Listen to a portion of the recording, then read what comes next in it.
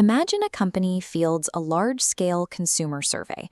Thousands of identical boxes are checked, and the data predicts a massive hit. But when the physical product actually hits the market, sales plummet.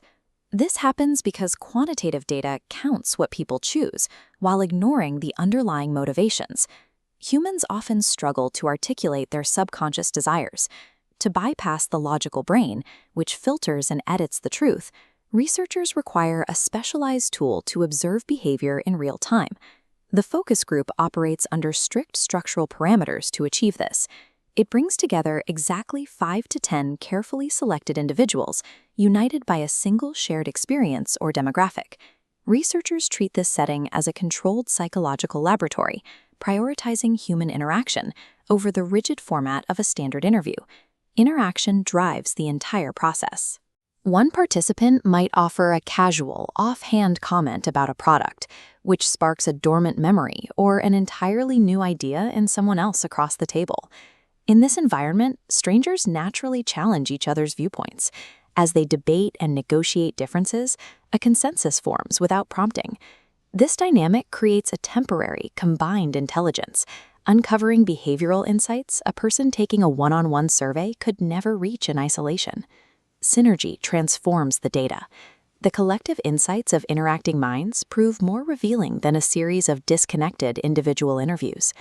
The moderator acts as the architect of the room's psychological safety, actively engineering the conversational flow. Their role involves managing complex group dynamics in real time. If a dominant, articulate person tries to take over the conversation, the moderator must tactfully curb them to prevent the rest of the room from falling into a consensus of convenience.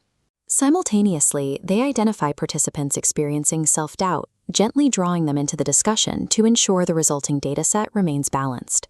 Researchers frequently match the moderator's demographic, background, or even their attire to the participants. Aligning with these expectations fosters the immediate trust required for open sharing. Without these high-level social and psychological skills, the group dynamic quickly dissolves into conformity or total chaos. To maintain momentum, moderators deploy projective techniques. These specialized psychological games circumvent the surface-level, socially acceptable answers people typically give. Participants sort words into distinct categories, personify brands as living human beings, or brainstorm fantasy advertising campaigns. This exercise involves projective picture drawing. Participants sketch abstract concepts into hand-drawn quadrants to reveal their specific emotional triggers, in this case toward a university. Thinking laterally tricks the brain into dropping its guard, surfacing the subconscious drivers behind consumer behavior. Historically, these sessions happened in intimate rooms, outfitted with one-way mirrors. Today, the digital live chat forum eliminates geographical barriers, hosting smaller groups in real time from anywhere in the world. A second format, the bulletin board, expands the scale to around 30 people. These participants log in and interact asynchronously over several days. Moving the room online changes the data.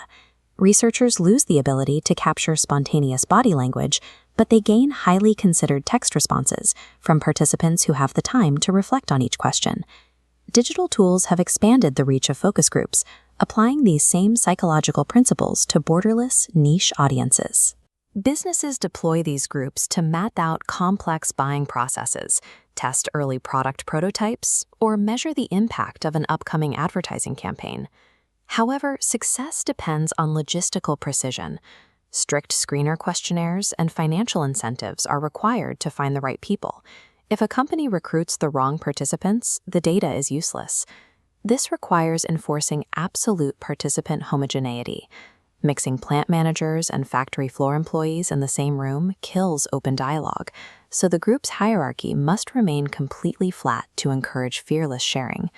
Rigorous upfront screening is the only way to protect the integrity of the psychological data generated inside the room.